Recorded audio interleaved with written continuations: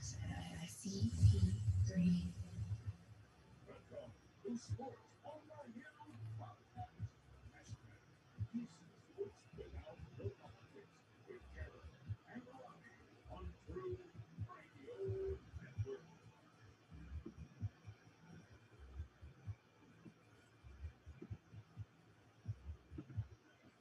What's going on, people? Welcome back. It's Monday night, Sports on the Hill podcast. You see the new intro.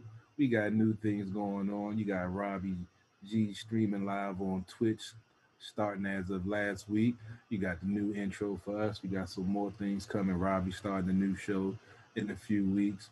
I'm on At the Bar Radio on Sundays. I got a fresh video I'll be showing at the end of the show along with Renegade, of course. But we'll get to that at the end of the show. We want to welcome you to another great episode of Sports on the Hill podcast. We're bringing you Capitals talk, Nationals talk, and unfortunate 1-5 week. And then we also have the NBA roundtable with the Washington Wizards taking on the Utah Jazz. And Robbie G in the roundtable will definitely be giving live look-ins. But before we get too far ahead of ourselves, Robbie G, how are you doing tonight in the man cave? I'm doing okay. Can you hear me okay? I'm doing Oh, like yeah, eight things at once. absolutely.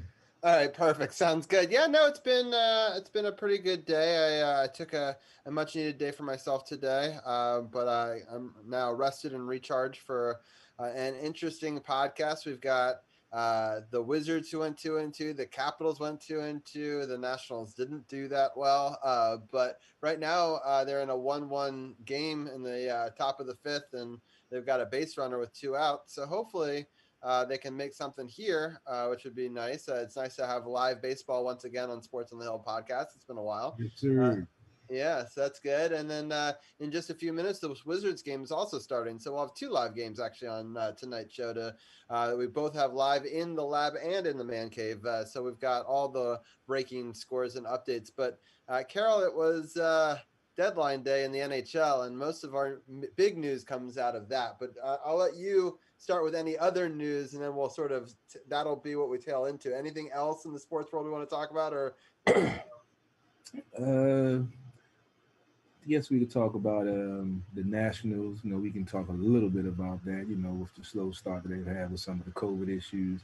We'll be breaking that down after we talk Capitals. But just a slow start for the team, and just want to tell fans, and it seems like we say this for all teams we cover: relax, take it easy. The season's just starting. You can't already be mad. I mean, it's 1-5. It's not the best start. But there's some issues going on that are hopefully going to be taken care of, and they can get the lineup back and to where they want it to be, and then hopefully can start producing some runs, as Robbie mentioned. It's tied 1-1 the bottom of the fifth, and there's really not too much other things I want to speak about in the sports. The Washington football team, the draft is coming up. We've heard a couple of rumors about them trading up for one of the quarterbacks. Was it Trey Long or something like that? I can't, I don't cover college, so. But there's been a lot of rumors. I haven't been able to confirm or deny anything because it's a busy time in the all season for some of our sources. So stay tuned for our pre-draft and off-season special. I'm coordinating with Dujane now, so we'll be streaming in as we always do in the off-season, break down some of the potential draft picks and some of the players that can help this team, get to the next level. We've seen them make some nice moves in free agency. Now draft is around the corner, so it's going to be very interesting to see where they go. I've heard some things about possibly going linebacker or offensive lineman. We've addressed the wide receiver, situation, I feel. So I wouldn't be mad if they added to the defense once more about getting the first round pick. We know they need help at linebacker, so I wouldn't be mad if they made that choice. Other than that, let's go ahead and get into this trade deadline talk that definitely caught me by surprise. Nope, you didn't muted yourself, Robbie. You're right, I did. My bad. I was clicking and clacking, and I was like, I don't think anyone needs to hear that. So, so I wanted to pull up a couple different things. If you want to go to facebook.com/sportsothp, we have all the late breaking news on there. We have all these stories I'm about to go over up there with much more detail, with links and articles and lots of screenshots. But the simple thing is Caps fans are going to get to come back, and so will Wizards fans into the building. And so that's one of the biggest pieces of news that came out of today, actually, because this morning they finally announced how that rollout was going to happen. And so we have a lot of posts on that this morning's post. But basically, the quick end of it is on April 21st, Wizards fans will return against the Golden State Warriors. On April 27th, the Caps fans will return against the New York Islanders. So I was hoping that we get some Caps fans in there this week. That's not ending up to happen. They need to do a couple more things. They'll be hosting approximately 2,100 fans at each game, with a lot of the tickets being reserved to honor first responders and frontline workers for the COVID response. So in the coming days, they will reach out to season ticket holders. Now, I've talked to a couple of season ticket holders today, actually, about what sort of messaging they're getting. And they're saying these tickets are non-transferable. So you have to go with the names that are on the tickets. You can't buy and resell. They're turning off the ability for resale for the rest of this season. So that's an Are they interesting. are they doing the same thing like Brian was mentioning about? We talked about last week about them having vaccination cards and stuff like that, or they're not going that extent. There is a whole list of health safety protocols that they're going to go into. I'm not going to go into all of it because it's so long, but it's all on the Facebook page. But I believe that you will have to. There'll be temperature checks and things like that. I didn't have time to read all of it today, but it is all written out there. And then there's going to be more information that come as we get closer to April 21st. So I'm not exactly sure if it's all the things that was with Brian, so I didn't get a chance to check all that out. But I do know that they had a lot of safety stuff and precautions, and they've been able. The governor was able to open it up for a larger percentage, 25%, I believe, now for Nationals games and DC United games as well for the outdoor thing. So 10%, I think it was, for the internal ones, and a little bit larger for the outside ones. So that's good news for sports fans of the Washington D.C. area, which we have many of on this show. So that's one of the big news things. So I definitely encourage people to go check that out. monumentalsports.com/health-safety. You can read about all their health protocols that they're going to do there, and there's a lot more information on that. But basically, the quick is that we're going to have fans back, and I think that we're going to get the right people in place. They're also partnering with different cleaning companies, so that way they could do stuff like that. So anyway, that's the first piece of news that I wanted to talk about. And the other piece of news is obviously that we got Anthony Mantha from the Red Wings, who a lot of Caps fans don't know who he is, but he was one of the top line players for the Detroit Red Wings. And people are like, oh, well, top line for them. But his numbers were not bad, and he played for a much worse team. So I want people to say, hey, look, I know that we traded him for Jacob Vrana. I know we're going to have Anna on in a few minutes, and I'm sure she's going to be very sad about it, as I am too.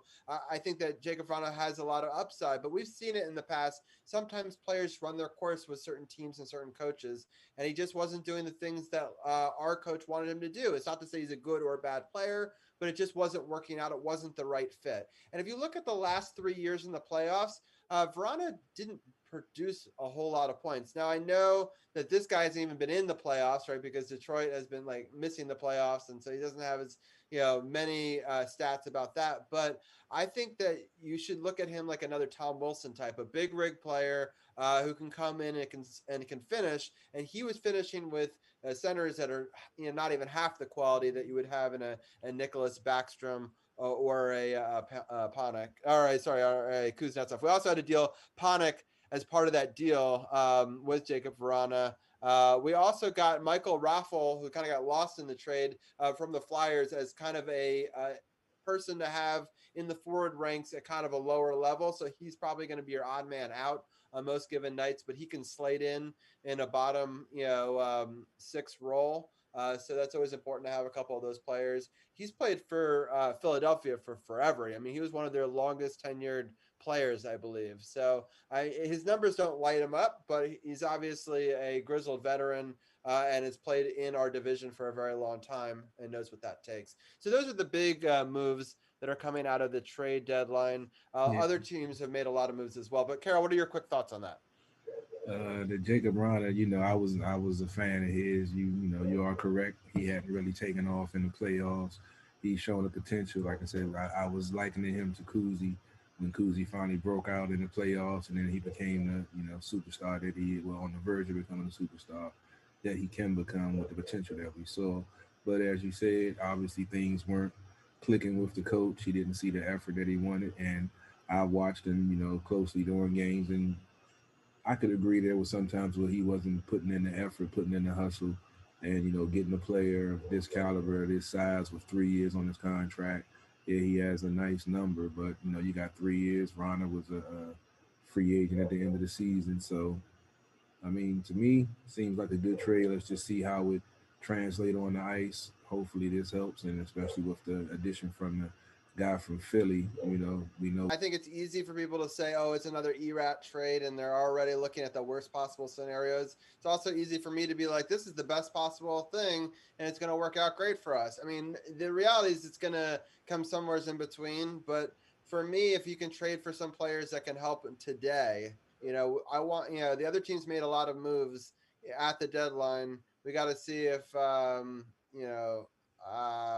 we can match that a little bit. And I just don't think Verana was consistent enough. You saw glimpses of what it was, but maybe this guy can help solidify that position.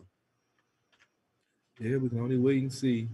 They made some trades in 2018 and it made a difference in that Stanley Cup run. Let's see what happens this season because we definitely need some improvement, especially on the defensive end. Giving up these 2 goal leads is really starting to get on my nerves.